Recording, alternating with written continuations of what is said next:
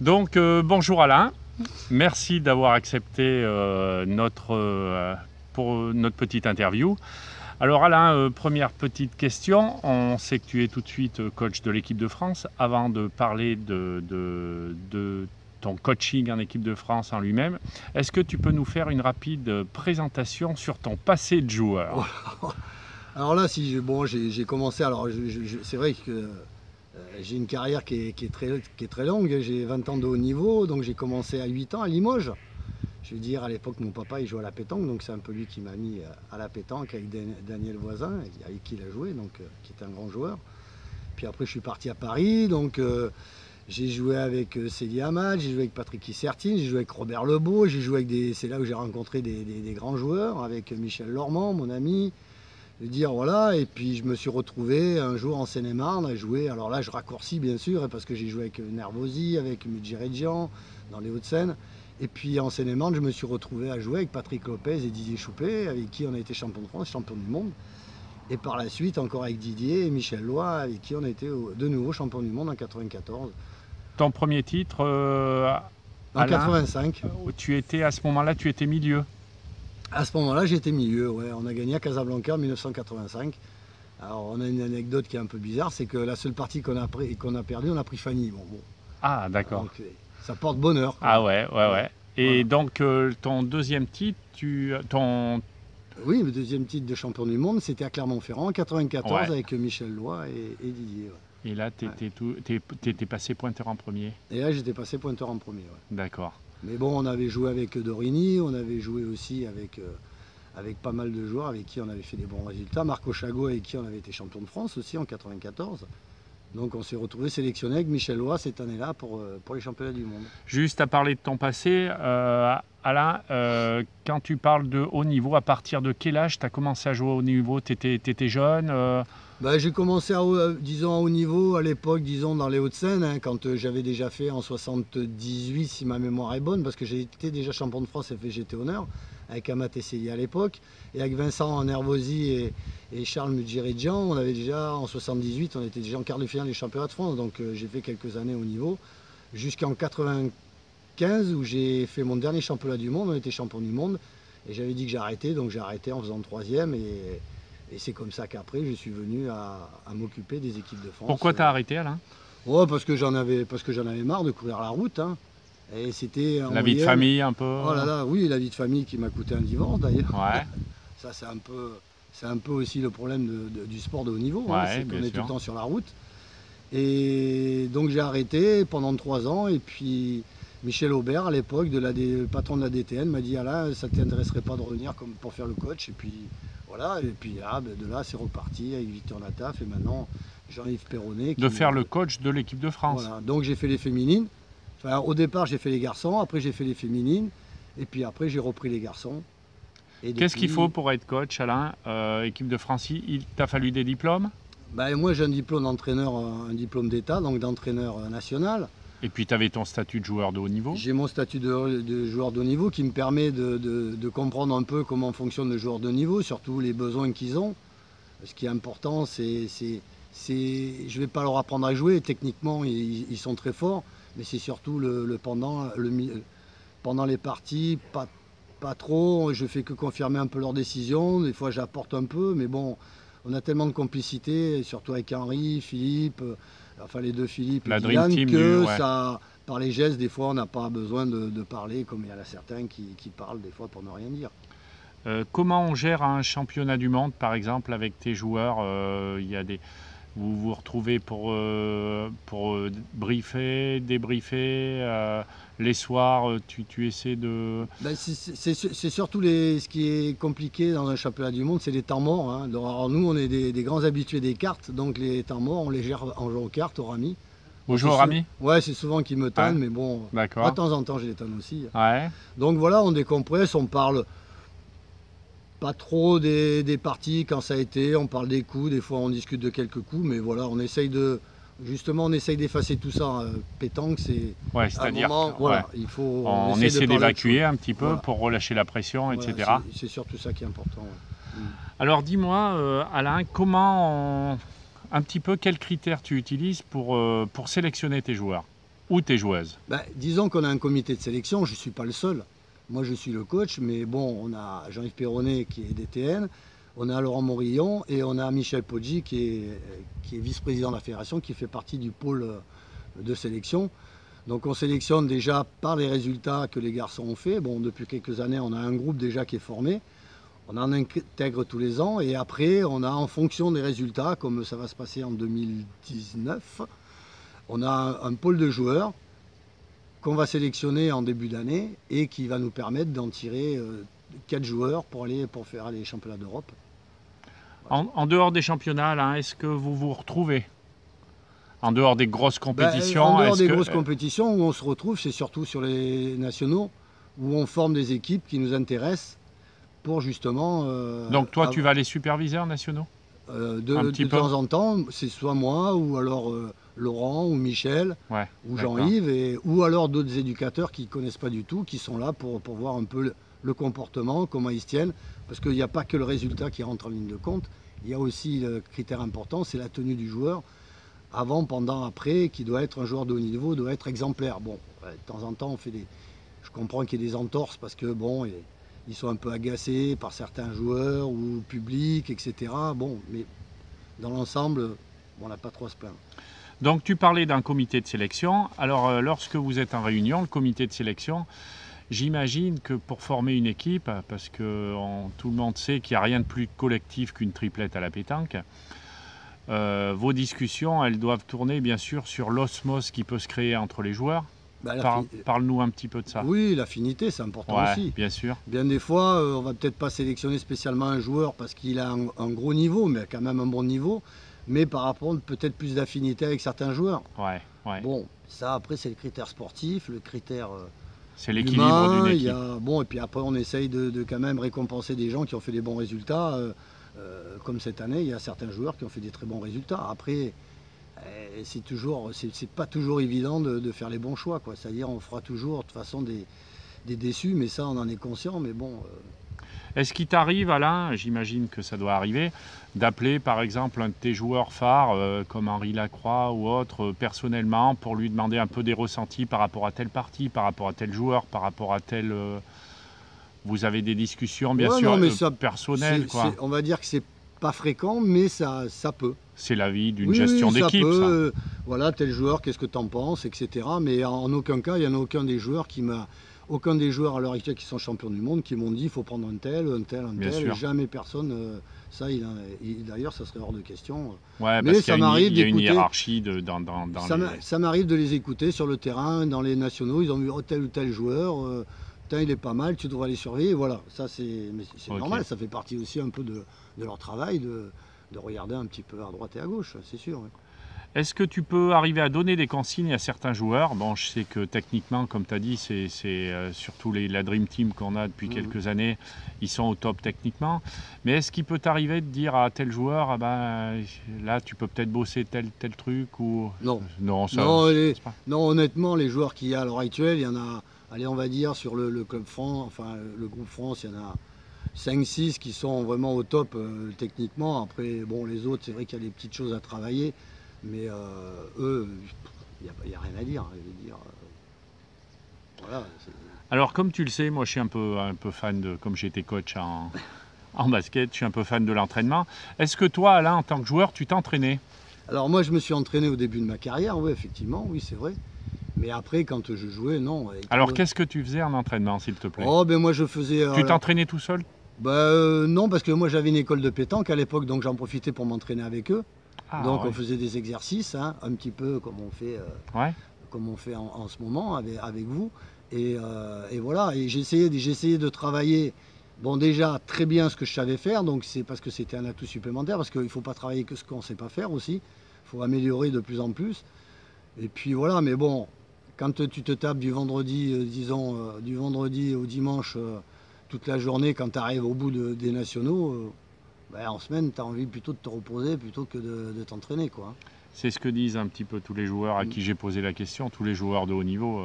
Oui, et puis il faut surtout pas se... Ils sont tellement sur les terrains de pétanque, régulièrement ils y passent des heures, donc... Voilà, c'est ça, et puis en plus, il ne faut pas te saturer. Ce qu'il faut, c'est avoir envie. quand tu joues, si tu jouais par exemple toute la semaine, je vais dire, il y a un moment, tu en aurais marre. Je vais dire, voilà, c'est comme tout. Il faut avoir envie d'aller jouer. L'envie, des fois, te donne plus d'assurance, te donne plus envie de gagner, plus envie de jouer que si tu vas rentrer dans les pieds, il faut que j'aille jouer. À mon avis, des fois, ça ne marche pas du tout. Alors, je précise juste à ceux qui vont nous écouter, parce que tout de suite, tu as dit comme on fait en ce moment, on s'entraîne. Tout de suite, Alain, tu animes un stage. Nous sommes donc au bord de la mer et tu animes un stage de 3 jours et demi, donc à ceux qui veulent bien progresser, dont je fais partie. Donc, c'est pour ça qu'on en profite pour faire une petite interview.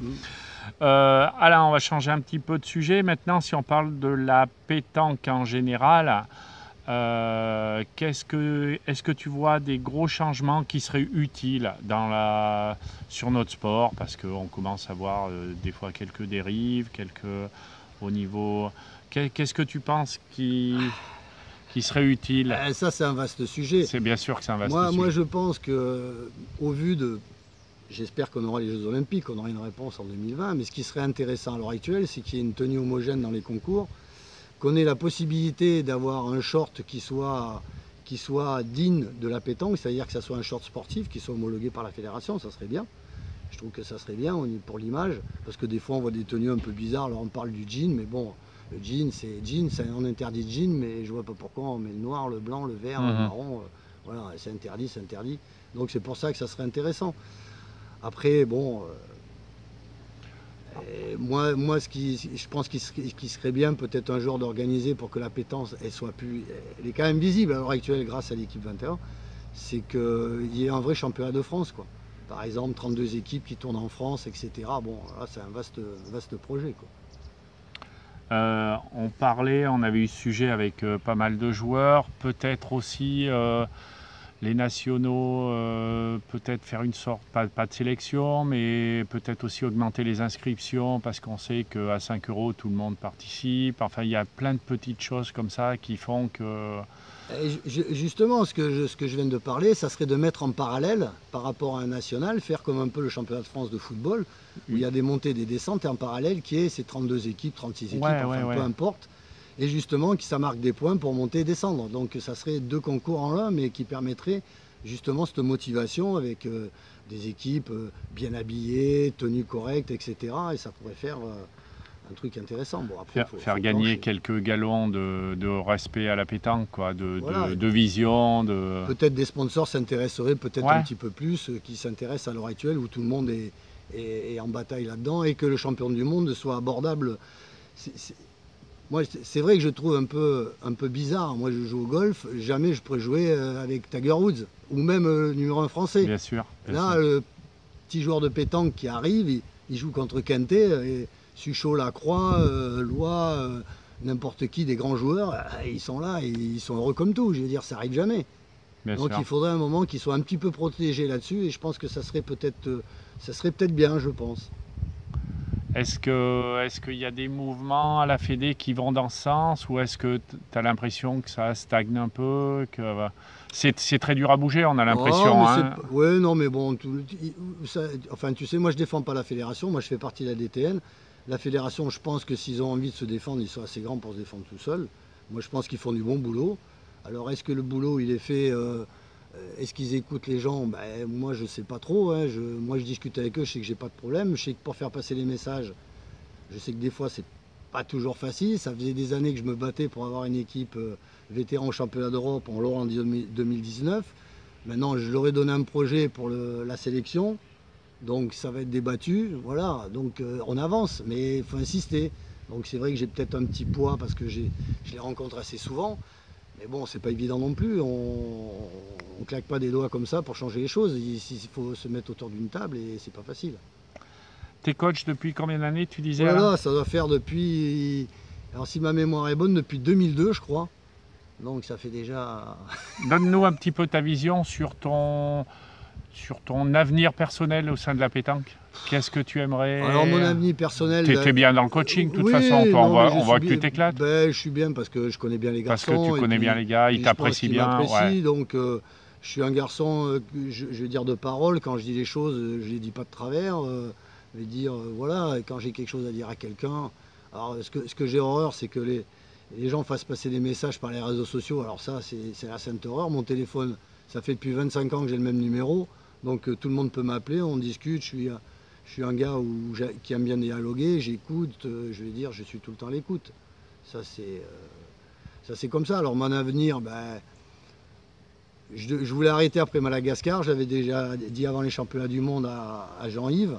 Bon, il m'a dit, allez, tu vas pas arrêter, donc j'ai repris, et puis là, bon, j'attends 2020 pour voir si on a les JO, et puis, bah, si on a les JO, c'est vrai que, bon...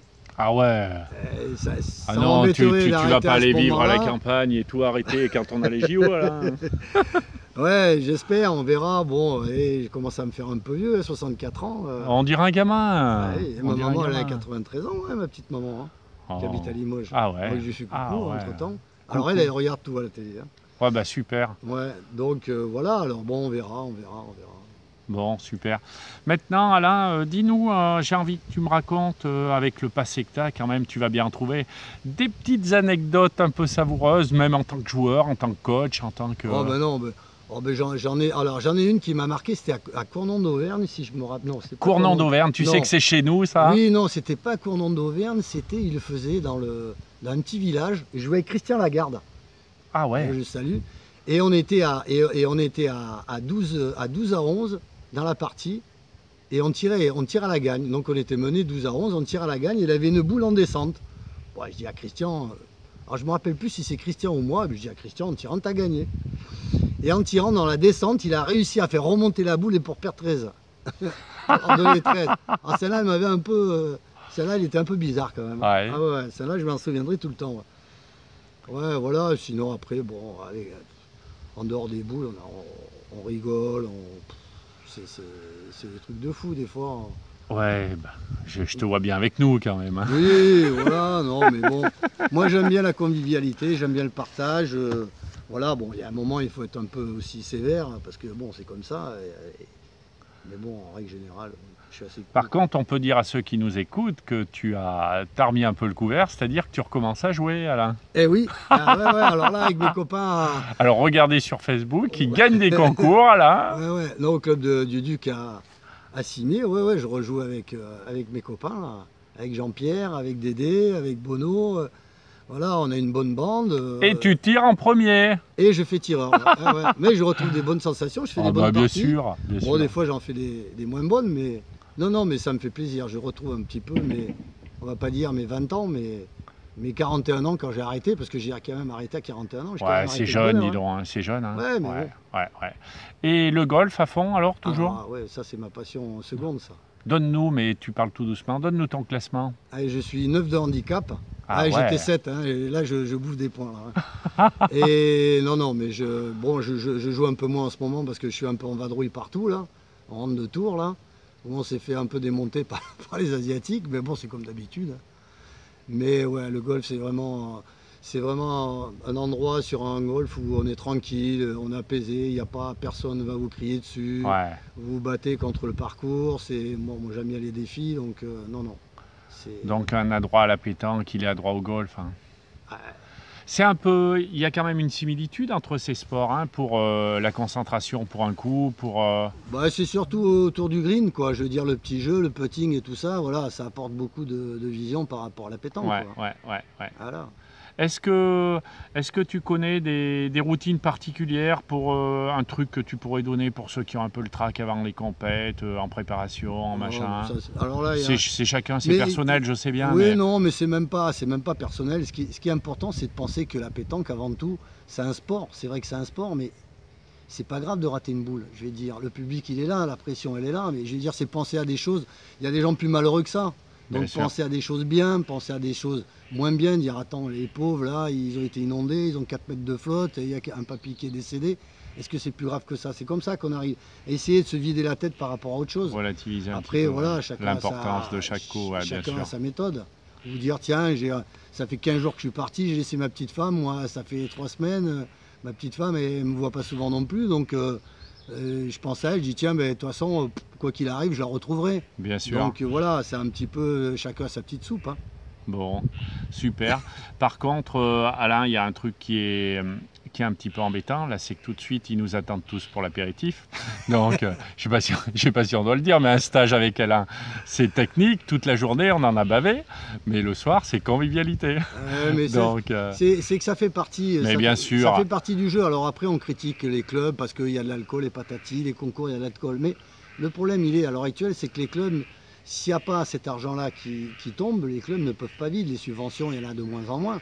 Je veux dire, après, c'est vrai qu'il faut modérer. Bien sûr. Modérer, mais les clubs ne peuvent pas vivre. Il ne faut pas oublier qu'à l'heure actuelle, s'il n'y a pas de bénévoles pour l'organisation des nationaux, pour aller trouver de l'argent, parce que les gens, il faut qu'ils aillent taper aux portes pour aller chercher de l'argent, c'est super compliqué. Donc le moyen, c'est vrai que dans les clubs, le moyen, c'est d'avoir de l'alcool. Après, il faut savoir gérer, quoi. Voilà, exactement. Pareil, hein. Exactement, ouais, là, on en est là. À l'heure actuelle, c'est très, très compliqué. Ouais, on sait que les nationaux, c'est très dur parce qu'il faut trouver des partenaires, des sponsors. C'est un boulot de titan des mois avant le national et qui tourne souvent autour de très peu de personnes. Et puis les collectivités donnent de moins en moins. On sait où on en est à l'heure actuelle. Ça en parlant de nationaux, tu sais, mon petit Alain, que Mondial à Clermont, on t'attend depuis des années. Et ouais, je sais. Et tu sais que tu as de quoi loger à Clermont-Ferrand. Hein, mon petit Alain. Et puis en plus, c'est là qu'il y a les bonnes caves, apparemment. Exactement, ouais. Donc on espère bien te voir très très rapidement. Hein. Mais avec grand plaisir. Ouais, c'est super. Avec grand plaisir. Et ben on va faire comme à la fin de chaque interview. Mais toi, Alain, je vais pas. Vas-y, lève-toi, Alain, s'il te plaît. Je suis si grand que ça? Non. Mais toi, je vais pas faire comme d'habitude. C'est bon, c'est reparti, je sais pas ce que j'ai fait. Voilà, mon petit Alain, merci. Et puis, ouais, nous, on se bise parce que nous, on est potes. Et merci Alain, t'es trop fort. Merci, Luc. Ciao.